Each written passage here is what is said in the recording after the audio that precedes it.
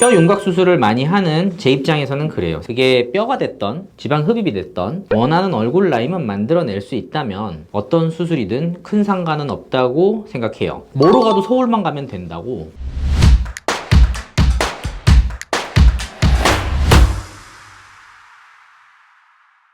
자, 안녕하세요. 성형외과 전문의 황용석입니다.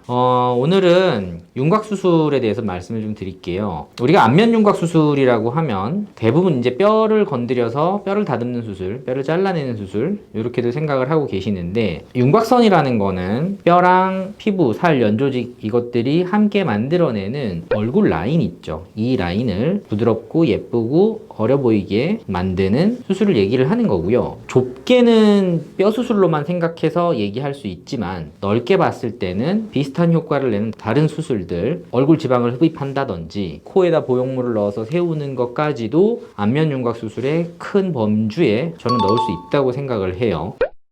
오늘 간단하게 말씀드릴 부분은 지방 흡입술에 대한 이야기인데, 뼈 윤곽 수술을 많이 하는 제 입장에서는 그래요. 뭐로 가도 서울만 가면 된다고. 그게 뼈가 됐던 지방 흡입이 됐던 하다못해 윤곽 주사가 됐던 원하는 얼굴 라인만 만들어낼 수 있다면 어떤 수술이든 큰 상관은 없다고 생각해요. 자, 우리가 생각하는 지방 흡입, 얼굴 지방 흡입 수술의 장점이라고 한다면 뼈 수술 대비로 부담이 덜 하다는 거죠. 그러니까 뼈 수술이라 그러면 왠지 전신마취에다가 뼈도 건드려야 되니까 무섭고, 무서운 부작용들 가능성도 있고, 회복기간이라든지 붓기라든지 이런 걸 생각했을 때 상대적으로 지방흡입 수술 같은 경우에는 윤곽 수술보다는 더 간단하게 전신마취도 굳이 하지 않아도 되는 이런 수술로 생각을 할 수 있는 거죠.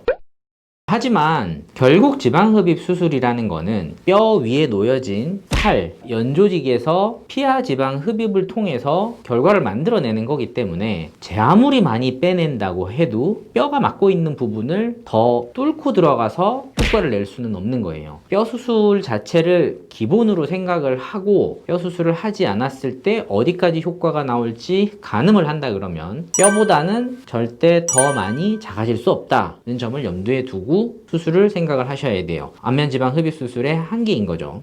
이런 한계점을 극복하기 위해서 우리가 수술을 계획하고 진행을 할 때 좀 더 효과적이고 좀 더 많이 지방을 제거할 수 있는 법을 생각을 하게 되는데, 얼굴의 피하 지방 조직은 팔다리라든지 그 다음에 우리 흡입 많이 하는 복부나 다리 이런 데들하고 좀 다른 부분이 있는데, 바로 피하 지방의 두께 자체가 그렇게 많이 두껍지 않다는 거예요. 그렇기 때문에 일반적으로 생각하는 복부 지방 흡입을 하듯이 그렇게 음압을 걸어서 열심히 빼내는 형태로만 해서는 효과 자체도 떨어질 수밖에 없고, 효과를 많이 내려고 욕심을 내다가는 울퉁불퉁해지거나 자칫 피부에 손상을 주는 그런 위험한 부작용이 생길 수도 있기 때문에 잘 생각을 해서 수술을 정해야 되는 거죠. 이러한 지방 흡입 수술의 단점을 보완하기 위해서 개인적으로 제가 제일 선호하는 방법은 레이저를 이용해서 먼저 피하 지방 중에서 피부에 제일 가까운 쪽 지방을 아큐스컬프 레이저로 미리 녹인 다음에, 그러면 울퉁불퉁해지는 일을 현저하게 줄일 수 있거든요. 그렇게 해놓은 다음에 녹아있는 지방과 밑에 깔려져 있는 깊은 층의 지방을 음압을 이용한 흡입술로 제거하는 방식을 저는 선호하고요. 특히나 이제 효과를 크게 못 내는 부분이 턱선에서 이 중간 부분에 해당하는 이 부분인데, 여기 같은 경우는 신경도 지나가는 게 있고 혈관도 가까이 있는 게 있기 때문에 특히나 흡입할 때 주의하셔야 되고, 그래서 이런 부분일수록 아큐스컬프 레이저를 사용해서 시술하는 것을 저는 권해드립니다.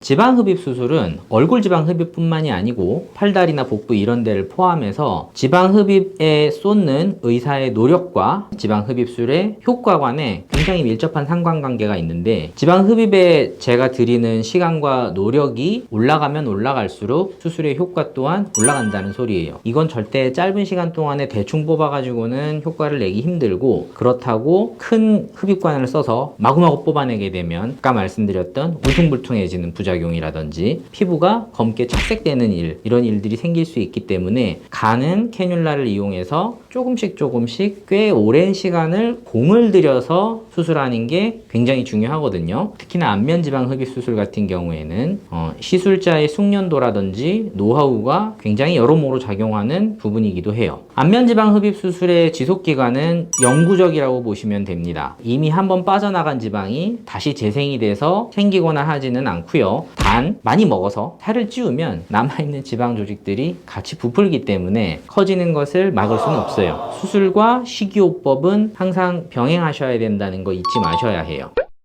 뼈를 직접 잘라내거나 깎아내는 형태의 안면 윤곽 수술보다 좀 더 안전하고 부담이 덜한 형태로 쉽게 할 수 있는 수술이기 때문에 윤곽 수술이 망설여지는 분들께는 아주 좋은 대안이 될 수 있는 수술이라고 생각합니다. 대신 전문가와 잘 상의하시고 그 효과에 대해서 잘 알아보고 시술하셔야지 실망하는 일이 없을 것 같아요.